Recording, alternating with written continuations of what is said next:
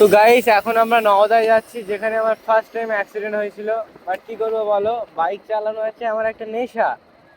এখন আমরা 6-7 জন বন্ধু মিলে যাচ্ছি, এখন কি করা যায় দেখা যাক।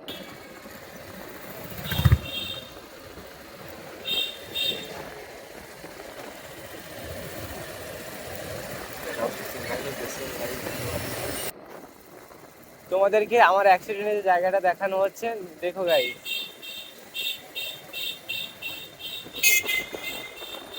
তো গাইস এই দেখো সামনে, এই যে এই জায়গাটায় আমার অ্যাক্সিডেন্টটা হয়েছিল।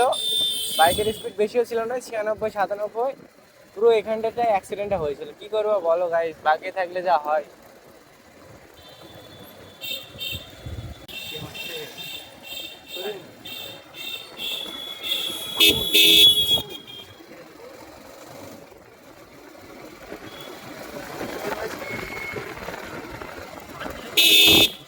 ওই দিক দিয়ে ঢুকো। শুনুন।